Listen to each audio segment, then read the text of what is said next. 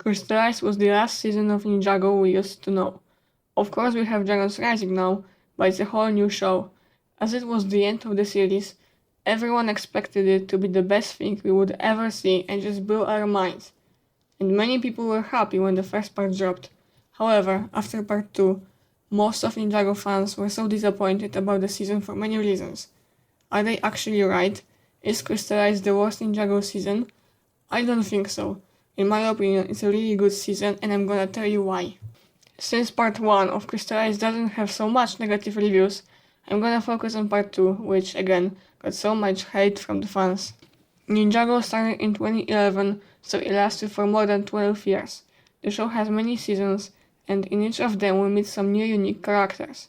Some more likable, some less. So the final should somehow sum up the whole show for us, and that's what the writers did. We have the Crystal Council, which contains some of the most memorable villains from the show. You have the School Sorcerer, Asphira, Mr. Lee, the Mechanic, and what's more, we have Pyter, an iconic villain who had been with us since the first season.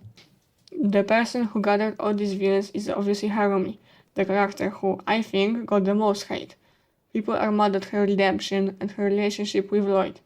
Well, she doesn't love him, does she? And it's his fault that he still has feelings for her. About the redemption. As a Harumi fan, I was glad we got to see her again on the screen.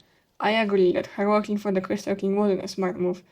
After all, she changed at the end of season 9 and then the creators made her a villain again. But hear me out. Harumi is a really good written villain. This role is perfect for her, which I cannot say about some other characters. She's ruthless and shows no mercy to her enemies. That's what I think many people criticize her for, and I don't understand it. She's a villain, she can be soft or whatever you want from her. I spoke about the Crystal Council before, about the villains who reunited to defeat the ninja. Now let's focus on the good side. In the final we got a lot of ninjas' old friends who helped them in the battle and then they rebuilt the monastery together. I really like that. We have Meropians, Shintorians and many more. That was perfect. Well, I think characters like Princess or now Queen Vanya should have more screen time. She didn't even have a line, which is bad, I admit. But overall, it's a good idea to reunite those characters. What I also like about the season was Garmado's return. You may think it was awful that he just lived in Ninjago City, but I like that. And his story he told Lloyd and Woob was pretty good. I like the fact that he turned good in the end. Apart from the action, we must admire the animation of the season. It's just beautiful.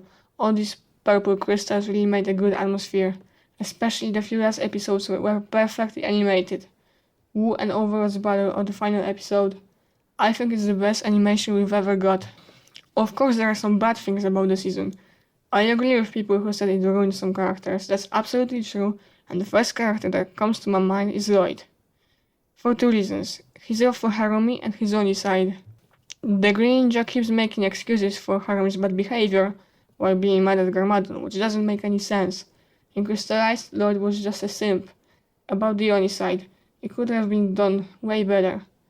In the end, we only got like 10 seconds of Oni Lloyd, as he ends up being scared of himself. That's the biggest disappointment of the season.